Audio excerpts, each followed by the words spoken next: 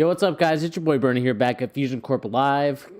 Well, not really live, but, coming at you from a tape delayed show for this Monday Night Raw in where it was located, Manchester, England.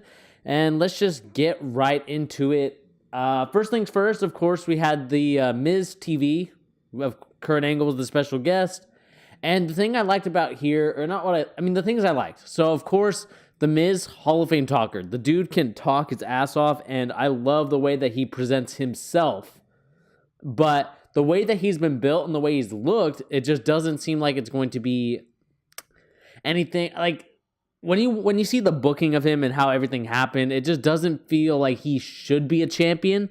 He has the $1 million mouth, but like a 10-cent finish with the wrestling. It's just ridiculous, man. This dude has, I don't know, man. It kind of sucks because he'll probably be a great manager when he retires. But at the time right now, he's just a decent wrestler to okay. But we're just going to have to see where it goes on from here. Like I said, trying to make The Miz more credible with his talking than really his actions. But we're going to have to find out what's going on from there. Next, we got probably one of the weirdest things, I would say. And it's just this awful just continuation, and that is the guitar on a pole match. Sorry for that. Guitar on a pole match with Jason Jordan and Elias. I mean, my God, WWE. It's time to just stop that, really. It's time to just get rid of that. The on the pole match is probably the worst gimmick conception in WWE history, besides, I can't even remember which one else there are. But in my experience as a wrestling fan, that's probably the worst match stipulation I think I've ever seen. And they really need to get rid of that because it honestly discredits the wrestlers, but also discredits the writing team because they are very uncreative and they just go back to these WCW gimmicks that Russo worked on, and it just didn't work. I mean, obviously, if it doesn't work in WCW, what makes you think it's going to work here in 2017 in the WWE? What goes on in your head? I don't know. But let's move on to the next thing, basically, just talking about this match even more. Jason Jordan wins after he slams Elias with the guitar. Something Bailey couldn't do with the kendo stick, but Elias can do, or not Elias, but Jason Jordan can do with the guitar. So Jason Jordan wins with the guitar shot. Basically, the only thing I agreed here, and Booker said it, is that when he was in one of these on a pole matches, he basically said he hated it. And I agree with him wholeheartedly. It is the worst stipulation ever, and I know I'm going back to this point, but trust me, guys, you do not want to be in this stipulation because it is garbage. Basura, as I like to say. Just absolute garbage, man. Just so stupid. So let's keep continuing on to Raw. I know this is going to go by very quick. I wasn't really watching Raw. I was watching it on my phone, so I can only take notes on my cell phone. So sorry if this seems like a little bit of a rushed episode, but we're going to get to the good points in a little bit. So basically what happened next is that Asuka had a pretty different promo than everybody else. So, everybody else, Michael Cole says, oh, coming up next, it's this and that. What we got from Asuka was something different, and it was like a vignette, but for her saying that she's coming up next. I think they're still trying to build her up, and they're trying to correct the wrong. And that's what kind of pisses me off about her having this match with Emma now, in terms of it being very even and not one-sided, but very even 50-50, almost 60-40. It's one of those things that if you knew Emma was going to get fired, then all you had to do was just not give Emma any offense and let her destroy. I think that's what kind of sucked here, because in this match against a jobber, she didn't get the crowd reaction that I thought she would when she was wrestling. It kind of sucked, really. I mean, I don't know if Kevin Dunn was messing with the audio with his buck teeth, but I just thought the crowd didn't really react to her, and that kind of sucked because, and I'm thinking in my head, is this because of the way that she's been booked, especially at TLC with the 50-50 or 60-40 offense against Emma? Does this kind of ruin her momentum going forward with other fans because they see on TV, oh, what's so special about her, when the crowd is dead silent? So that's the only thing that sucked here, and I wish that didn't happen, but it is what it is there. Asuka wins with the Asuka lock. Of course she would. And this led to Alicia Fox being on the Titantron and basically saying that Asuka is now a member of Team Raw, so that is now three members so far. So we have Alicia Fox herself, we have Nia Jax, the first pick, and we have Asuka, who's the second pick. So the team is looking pretty stacked, and I know a lot of YouTubers have talked about it. Once we get to our Survivor Series, once everything's figured out, me and Peter will talk about it in a predictions video. But for now, we still have to figure out everything, and we're going to see how Asuka's booked in the future. But let's continue on from this, quietness from the crowd. And this leads me to another kind of point, not to get off topic about Raw. So Cesaro cut a backstage promo along with Sheamus about, challenging for the tag team titles before the Usos and the Shield 1.5 or 2.5, sorry. Before that decides to go into place. I don't know why they make him talk with a mouthpiece. I know I'm going to seem like I'm jumbling all over the place, but this really irked me a lot, and I don't understand why they decided to have Cesaro speak with a mouthpiece. I mean, come on, WWE. You're just trying to make Cesaro look bad and seem like he can't talk because he has a mouthpiece.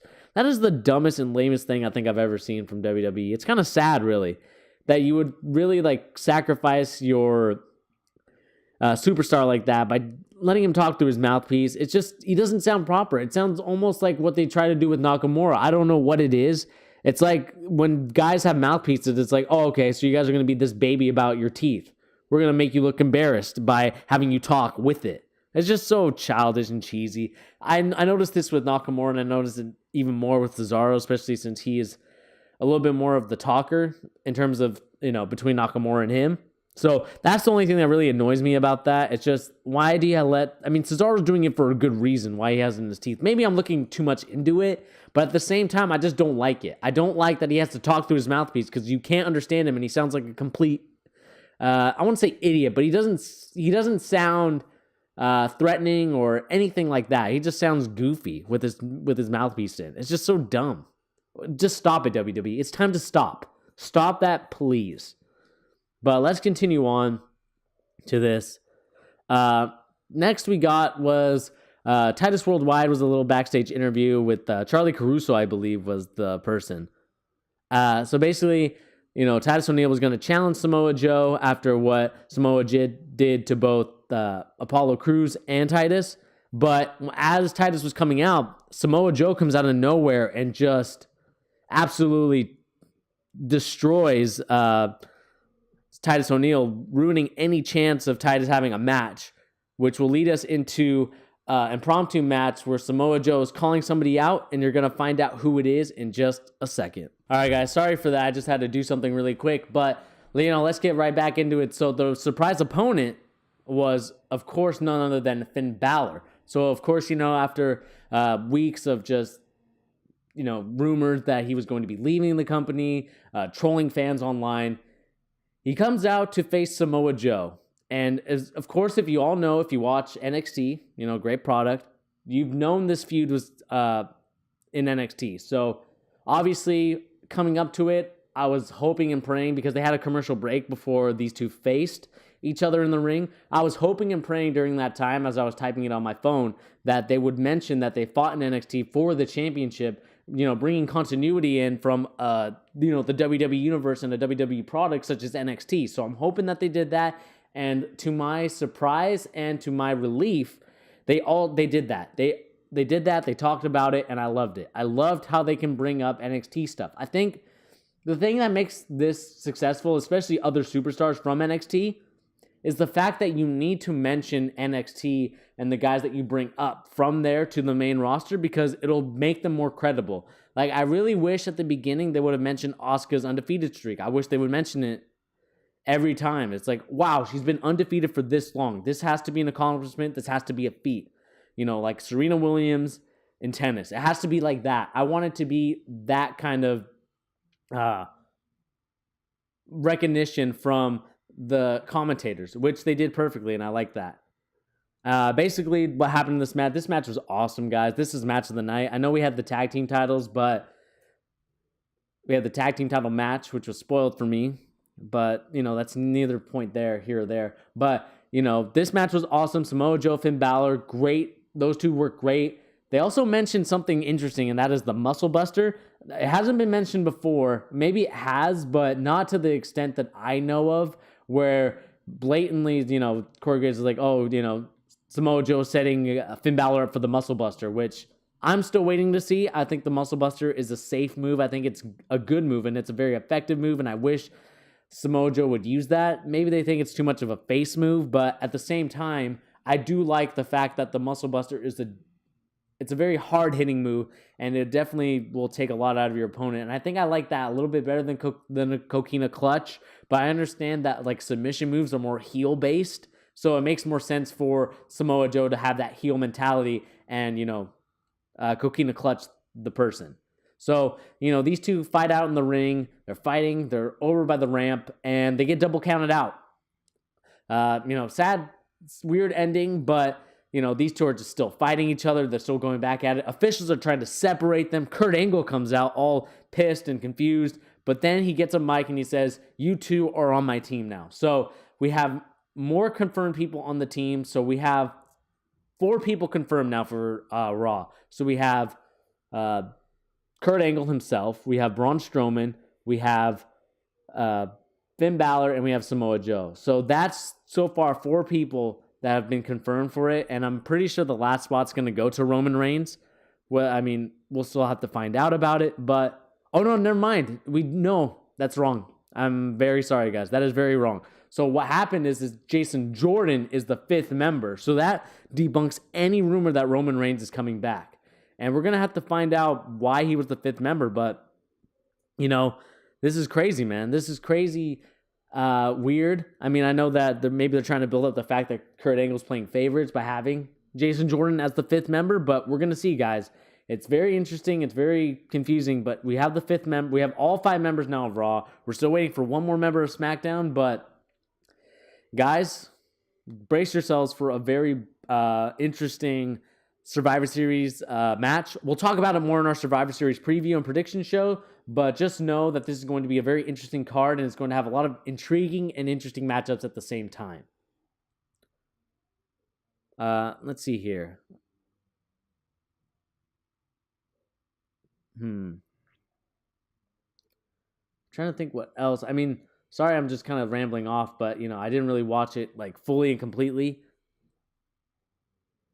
Basically, the next thing we had was the Nia Jax in the not a handicap match, but a 2-on-1 match with Bayley and Sasha Banks versus Nia Jax. Oh no, sorry, it's 2-on-2. I don't know why. My brain's all over the place, guys. I'm sorry, guys. I'm sorry. My brain's all over the place. We're trying to do videos for Fusion Corp, but no excuse. Let's keep going at it.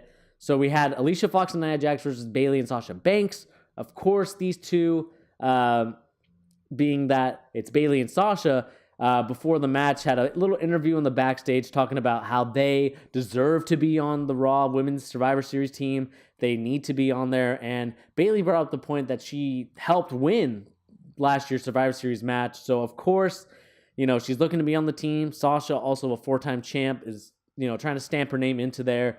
And, they had a match with Nia and Alicia Fox. Alicia Fox, crazy Fox.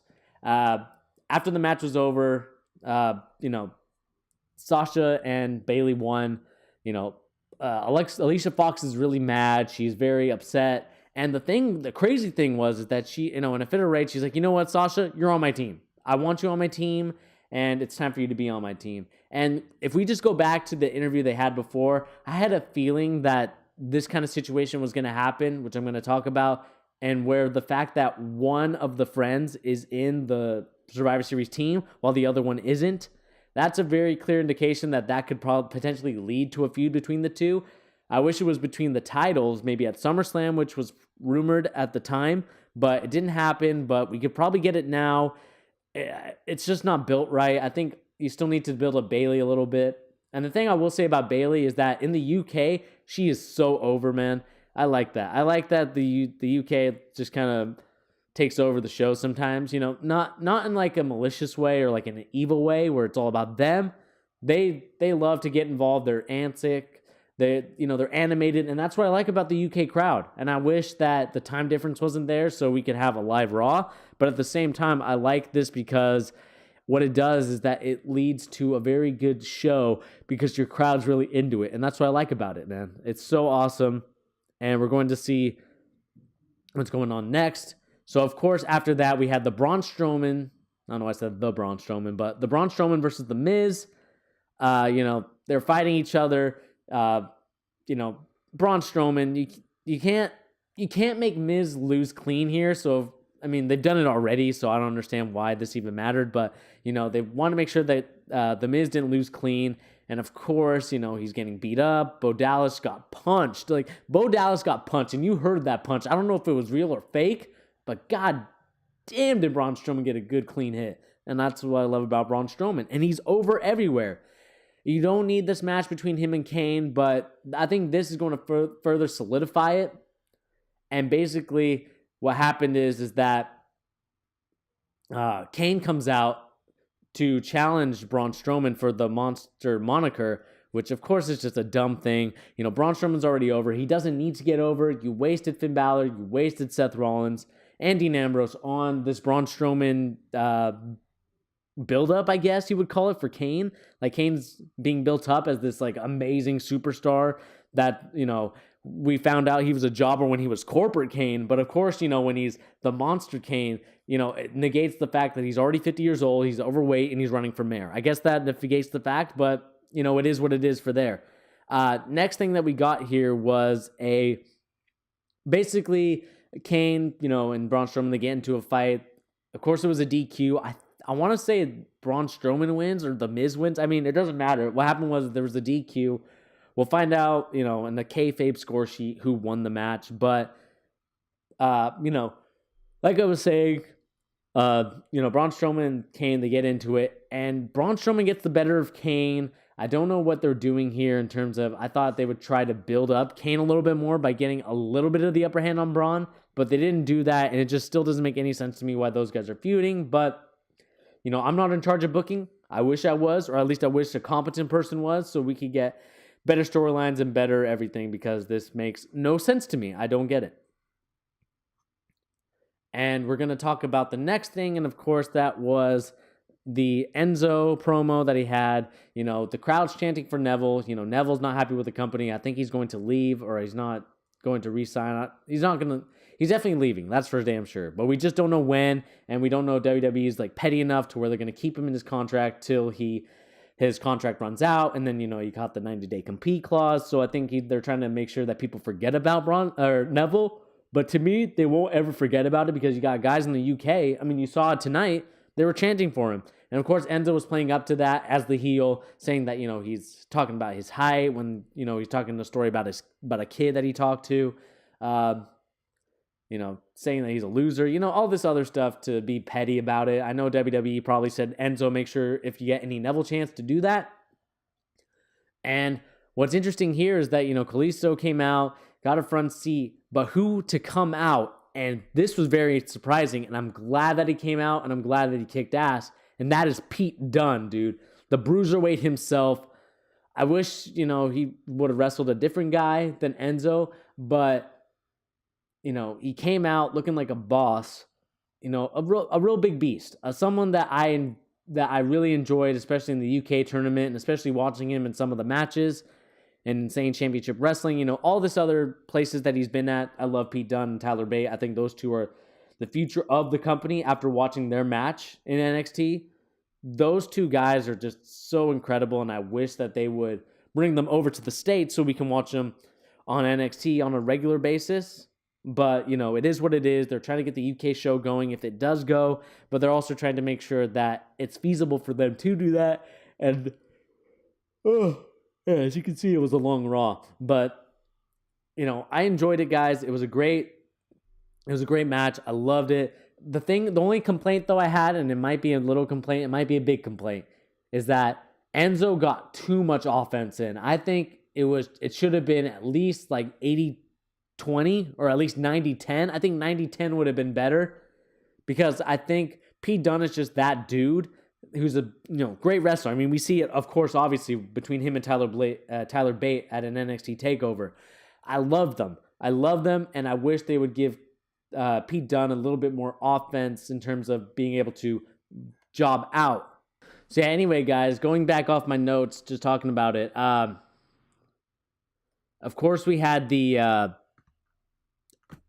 talking about the Enzo thing, like I was saying, Pete Dunne should have gone a little bit more of the offense, and I really hated that, it didn't happen, but, it's great to see Pete Dunne on the main roster now, like at least make an appearance or cameo.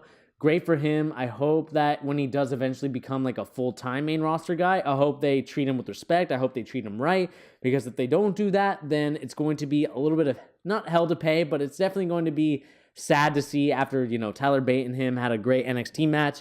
It's just going to suck to see that he's going to go down the card because, of his height, I'm afraid that Vince is going to see him as not the dude, or not like a dude that they should invest their time in. And I'm going to hate that. I'm going to hate that so much, and I hope that doesn't happen. But let's move on here, man. Let's move on to the last thing. So after, they had a match together, basically it was the bitter end that ended Enzo Amore. And for good reasons, I hope that Enzo loses the championship, but not to Kalisto. I hope someone else comes up and decides to take the title from Enzo Amore. But let's move on to the last thing, guys. And that is the Raw Tag Team Championship match that happened tonight against the Bar versus Seth and Dean Ambrose. The thing I noticed, of course, the Shield music. Can't forget about Roman. You have to put in Roman somewhere, whether he's off the card with the mumps. You have to put him in there because, of course, you do. I mean, it's just common courtesy, I guess. It's common everything. You have to put Roman Reigns in somehow, and of course, they put it in through his music. But let's not talk about that. They come down through the entranceway. Cesaro and Sheamus, they're in a match. They're having a good match. I would say it was a good match. I think I like the Finn Balor Samoa Joe match a lot more, and I thought that was my match of the night after watching all this. And basically, we got the New Day interrupting them. Surprisingly, the New Day interrupts them. They cut a promo. Aw, Manchester. Sorry, my animation, like I'm not really animated enough to do it, but, they come in through the top, they're talking about another invasion. Was it going to be another invasion? Well, what happened was, they're bluffing. They're basically bluffing the whole time. There was no invasion going on. I think Shane McMahon just sent the New Day out to be like, you know what? Just, annoy the heck out of them. I loved how the New Day said, sorry, maybe you guys have been falling asleep through a 3-hour Raw. This Raw wasn't that exhausting, but, previous ones before, hell yeah. 3 hours, way too long.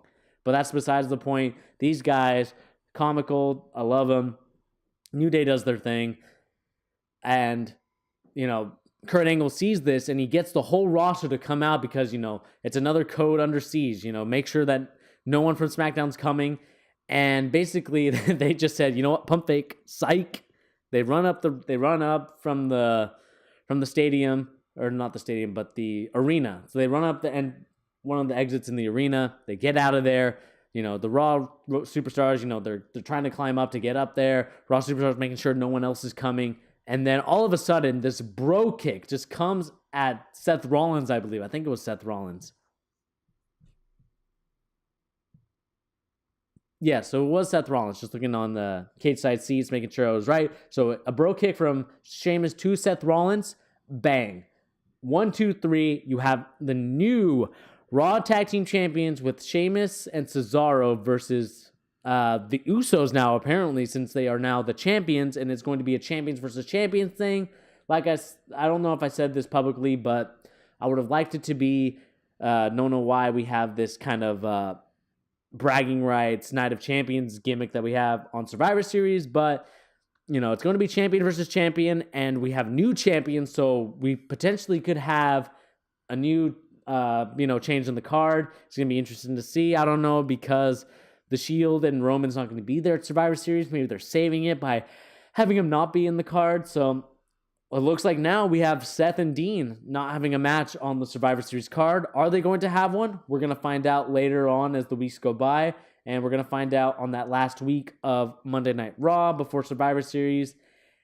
And that's pretty much it, guys. That's going to be your Monday night. What did we just learn? I know I didn't really mention that at the beginning, but this is all we learned. We learned that the Invasion 2 was just a ploy. It was a fake news, as Donald Trump would like to say, fake news. And what did I think of this Raw? I thought it was a good decent to good Raw. I liked it in some aspects. The pole match really pissed me off. I really wish they didn't add that because it really doesn't add anything, and it kind of hinders the crowd, and the crowd's kind of like, just what the heck. Another bad is that Asuka didn't get the reaction I thought she would, so that's another down. But other than that, I thought it was a good show. I thought it was a great match between Samoa Joe and Finn Balor. Easily one of the best TV matches we had in a while. And I loved it, man. I loved that this happened. Great on them to give us something, a new feud going into after Survivor Series potentially if everything plays out. But that, like I said, that's been your What Did We Just Learn Raw. Remember to check out the Gimmick Cast, which will be coming out tomorrow, guys. Hope you guys enjoyed this Raw. Please remember to like, share, and subscribe. And we will holler at you guys in the next video, which will be tomorrow, guys. Peace out.